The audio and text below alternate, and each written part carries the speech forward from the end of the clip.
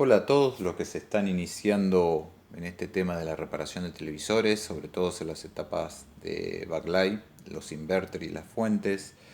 Hoy les traigo este caso, como les había mostrado en el video anterior sobre este modelo, sobre el tipo de falla que hace el televisor. Lo enchufabas, le dabas encendido, buscaba encender, se apagaba, buscaba encender, se apagaba constantemente, apagándose completamente la fuente, no es que solo se apagaba la etapa de backlight. En particular, en principio, antes de esa falla, estaba muerta la placa main, la cambié, aquí está la que compré usada, que funciona. Luego de eso me encontré con un problema. Empezó con la falla que les comenté, y el problema estaba en las tiras de LED. Ya las cambié, ahí verán, no se llega a ver justo ese LED como quedó. Y ahora les voy a mostrar la reforma que hice para bajar la corriente de LED, ya que la verdad que este tele no lo quiero ver más y mucho menos como reclamo. Ahí tenemos la fuente, que se la dejo en la descripción, BN81-12748, que está el código por ahí. El IC driver de LED de exposición circuital 9151 y es el integrado SM1251, SM de 8 pines, cuyo pin 1 es el sensado de corriente, ahora lo vamos a ver en el circuito. Las resistencias sensoras de la corriente de LED son la 9163-64 de 2,3 ohm, 2 watts cada una, y están en paralelo. Este panel lleva 3 tiras horizontales de 8 LED cada una, de 3 volt, nano LED de 1.5 por 1.5 milímetros, y todas las tiras están en serie, haciéndonos un total de 24 LED en series. Ahora ya vamos a calcular la potencia sin la reforma con el ítem luz de fondo en 18. Este tele tiene hasta 20, no va de 0 a 100, o sea casi al máximo el valor de luz de fondo del menú usuario.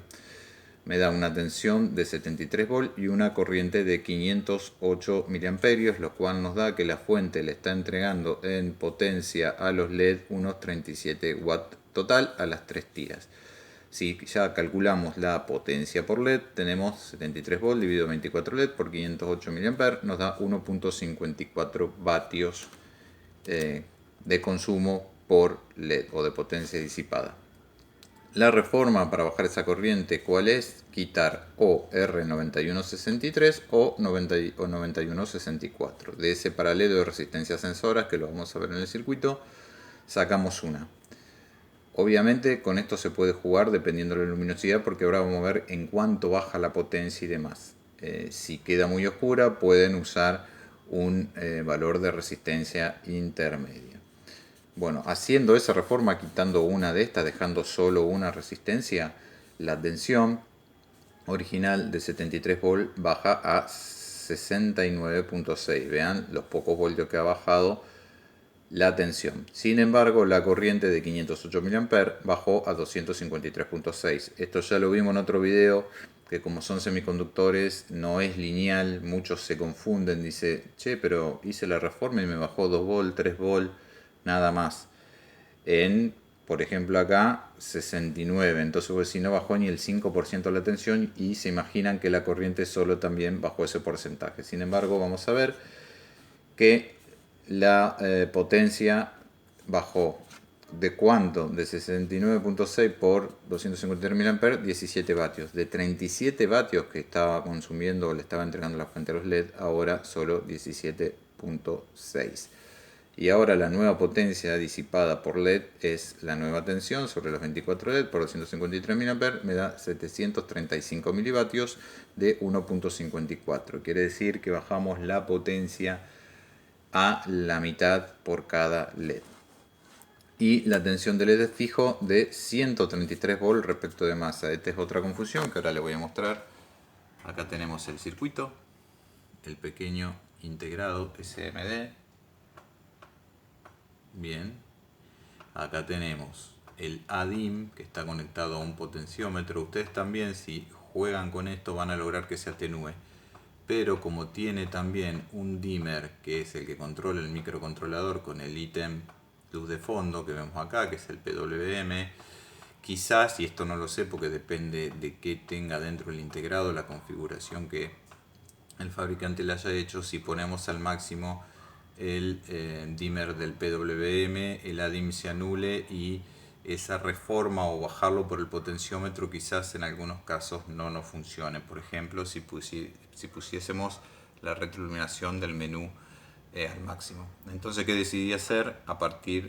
Modificar el pin 1, que es el sensado de corriente de LED. Acá tenemos las dos resistencias que le mencioné antes, 91, 63, 64. En mi caso saqué uno, puede ser este, indistinto, están en paralelo y son del mismo valor, el efecto va a ser el mismo. Y analizando la configuración vemos que no hay up converter, que lo único que tenemos es una tensión entrando directamente. Están todas las tiras en serie, así que al positivo después hace un puente de una tira con la otra, un puente de la otra tira con la otra y sale el negativo de las tiras de LED a través de esta bobina y estos componentes, y tenemos el FET de cierre a masa de los LED.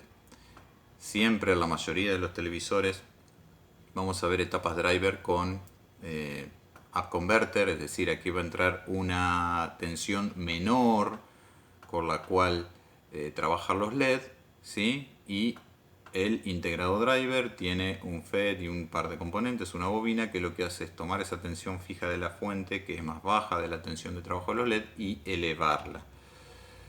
Entonces la tensión esta va a terminar siendo variable dependiendo del nivel de retroiluminación que le pidamos al tele. Eso muchas veces van combinados con un FET también de cierre masa. Eso va a depender de la topología, que también en otro video ya lo hemos visto. Así que, conclusión, este integrado lo que va a hacer a través de la señal gate va a mandar un PWM con un determinado ancho de pulso. Mientras más fino sea ese ancho de pulso, este FET tendrá menos tiempos de conducción y la tensión entre este punto y este, o sea, entre el positivo y negativo de la bornera de los LED, va a variar, ¿sí? Va a disminuir o va a aumentar dependiendo del ancho de pulso, que eso, como vimos, depende del nivel de retroiluminación que hayamos elegido en el menú y del valor de estas resistencias, porque la corriente pasa para acá, genera una tensión de referencia que entra al integrado y a través de eso, con unos comparadores internos,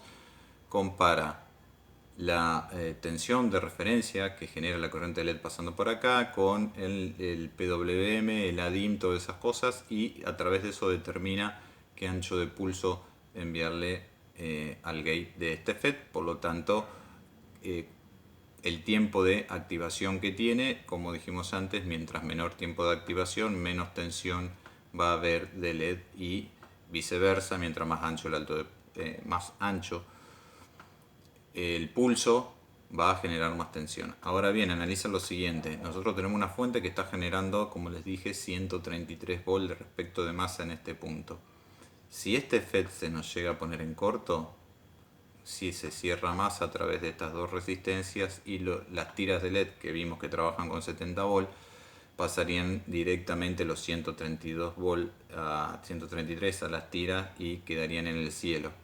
¿Por qué? Porque no tiene tapa inverter, up converter. Si tuviese un up converter aquí, eso no sería problema, porque si se nos pone el FET corto, directamente nos apagaría el up converter protegiendo las tiras. Así que esta configuración de fuente en ese sentido no es muy buena, pero obviamente el ingeniero de Samsung lo tuvo en cuenta, y obviamente no voy a cuestionar a un ingeniero, le puso un FET muy robusto y muñido de un disipador, justamente porque tiene que ser un componente bien fiable, porque si se ponen cortos nos dan los 130 volts y las tiras terminan en el cielo.